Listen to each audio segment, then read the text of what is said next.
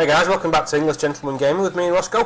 Thanks for joining me this week on another retro episode. As you'll see, Xenon 2. This is the Genesis version. I've been meaning to, or wanting to bring this game for a very long time. I've struggled to get a reliable way to record Genesis gameplay that I can actually use in Premiere Pro. Being able to play it was one thing, being able to record it and have a usable file proved difficult. The Streets of Rage video that I did a while back, that was, I think it was more by accident than judgment, to be honest. I never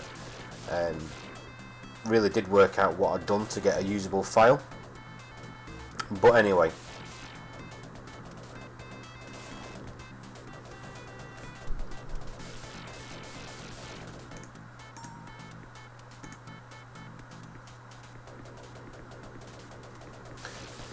Hey guys, welcome back to the English Gentleman Gamer with me, Roscoe. Oh, we'll start that again, shall we? So, let's just see how much fucking around I do. Go there, 14 seconds, and literally wait for a minute. Right. Hey guys, welcome back to the English Gentleman Gamer with me, Roscoe. Thanks for joining me on another retro look back at life. As you'll see, Xenon 2 on the Genesis. This one, I actually never played it on the Genesis. I played it on the PC at a friend's house. His dad was head of IT for a local institution, and basically he needed a really good computer, so he was able to play games that I couldn't. I didn't have a graphics card and audio card in my PC. Mine had 3 shades of green basically, whereas he had a good machine. Anyway, bottom line is Xenon 2 was a game we played a lot. The other one that I've been wanting to bring for a while was F-15 Strike Eagle 2. But there's a lot of reasons I wanted to bring this game. The graphics, I think, while they do remind me of an Amiga game, I have to be honest. But this is, from memory, this is the kind of era. You have to apologise the cursor being on the screen right there as well for the time being. It is an era where kind of like Psygnosis and these sorts of teams, was it Factor 5, what they were called, were prevalent and doing very well, and this was the sort of graphics I got used to. But I like the imaginative design of the critters, basically. They're not all meant to look like critters, basically. Some of them, a lot of them look like plants. I mean, these are supposed to be like sea anemones or something. There's hearts come on, there's like flying beehives and all sorts of shit. So I think they've done a good job, the Bitmap Brothers, of having imaginative, and as you'll see, by the way, I meant to qualify this, I'm a really shit shoot-em-up player. It really isn't my forte, so I don't do very well. But yeah, I think it's shown a lot of imagination. I like the parallax type background, and I suspect it's not quite as parallax as, say, a Super Nintendo game, but I might be guessing on there. These little bloody worm things were deadly as well, I noticed.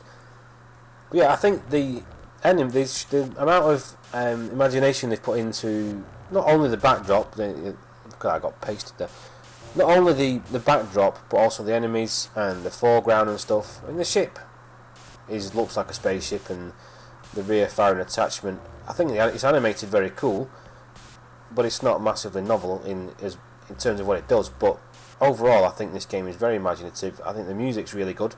So whether they were had on retainer or whatever on contract for the music at the Bitmap Brothers, or whoever did the music for this game, it was very, very good.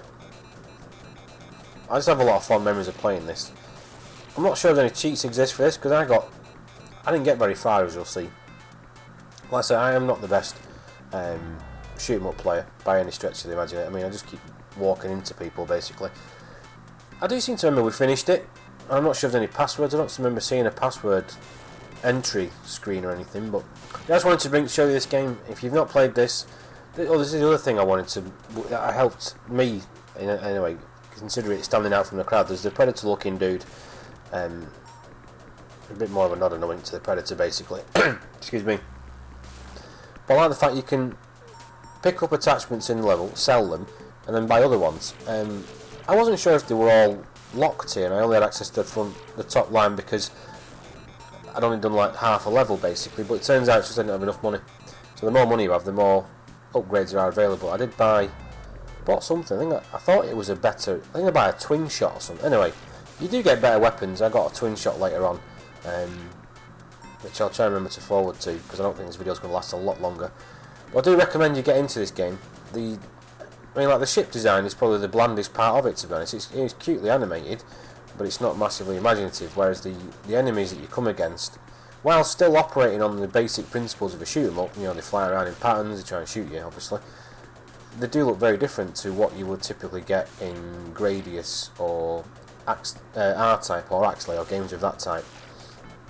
So if you do have the means to play this game, whether a real Genesis version, a real PC version, I'm not sure if it's on that good old games or whatever it's called, GOG, or maybe less legal means of playing it, then I do suggest you try it. It sounds great, certainly for an older PC Genesis game. I think it sounds brilliant, and it looks great. And the enemies, like I say, the technical side of it, the level design and the mechanics behind it aren't massively different. There's, you know, when you get to a boss guy, there's only a certain part of him that's vulnerable, blah blah blah. It's just done with a lot of style, I think, so it's definitely worth trying out if you've got an interest in this type of game, which you obviously would do if you're watching a retro video. Then go and check it out. But otherwise, guys, I hope you had a good weekend, and I'll catch up with you soon. Thanks for watching. Bye.